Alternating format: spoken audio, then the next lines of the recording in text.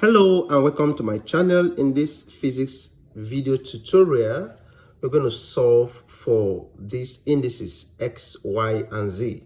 And the question says, if t is equal to k, and then you have some sort of symbols where their meaning remains the same. And the first one we're having there, k is constant, and it is also a dimensionless quantity, hence it does not have dimension. And we have that to be density. The symbol is rho and has its power to be x, which is the indices, one of the indices we have to look for. And then we still have arrows standing for the radius to the power of y, which is one of the indices we have to look for. And that looks like gamma. And that is the symbol for surface tension. Of course, we know surface tension is that makes the surface of a liquid looks like an elastic skin. And so that is raised to the power of z. And then we need to know the formulas of each of these and the dimensions alongside with the units. That will help us to solve this problem. So we have that to represent the period t of a vibration of a liquid surface drop, which depend on the density, radius, and the surface tension of the liquid. What is the values of x, y, and z? So let's see the solution to this problem right away. So the first thing we need to do is to rewrite the problem there. We have expression to be t equal to, we have k rho to the power of x, rho to the power of y, and we have that this gamma to the power of z. So the first thing we need to look for is the dimension of each of these quantity. And we have already established that the first one represents density. And what exactly is density? By definition of density, density is the ratio of mass per unit volume. All right. And mass by units, it is in kilogram, volume is in meter cube. So whatever that has meters to be its unit, or meter, then the dimension is L. Whatever that has mass or kilogram to be its unit, then the dimension is capital letter M. So here we have L to the power of 3 because the unit is meter square. So by the time you make it linear, then we have ml to the power of minus 3, and this becomes the dimension of density. Consequently, we have arrow to be radius, and radius is measured in meters. So the dimension for this radius is L, capital letter L. Then the next one we have there is the surface tension. And then we have the formula of surface tension to be force per unit length. In some cases, you have 2 multiplied by the length.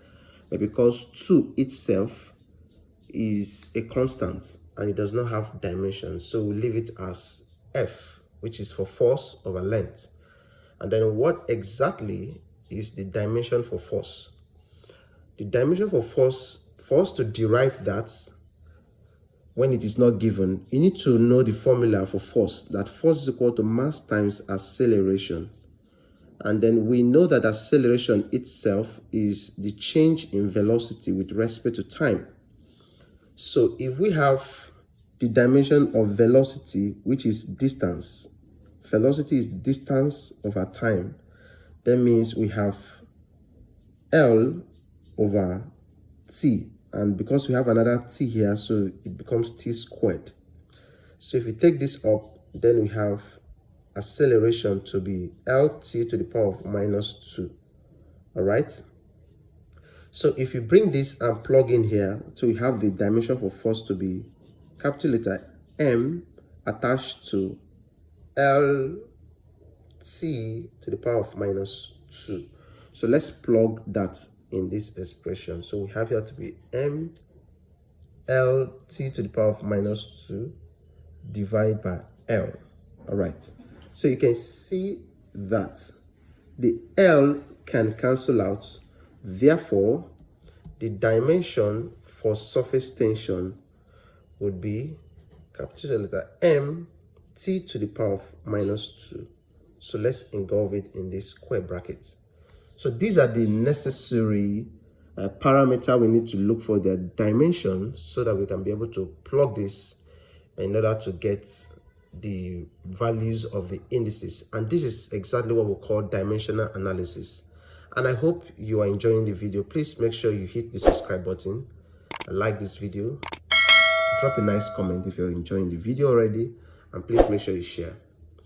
Okay, so let's plug the whole of this parameter into the equation which has t equal to, let's do away with k at the moment since it is a dimensionless quantity, and then let's substitute that value for what we have for the density, which is, we have ml to the power of minus 3 all to the power of x, because we have x over there. And then we have also for the radius as L, the dimension, and that will raise to the power of y we're having up there. And then for the surface tension, we have that mt to the power of minus 2 will raise to the power of z. All right, if this is well articulated, we know of course that this t is having a power of 1, which is invisible. But then we have to bring it to visibility so that when we want to equate or compare the equations, we will know what to do.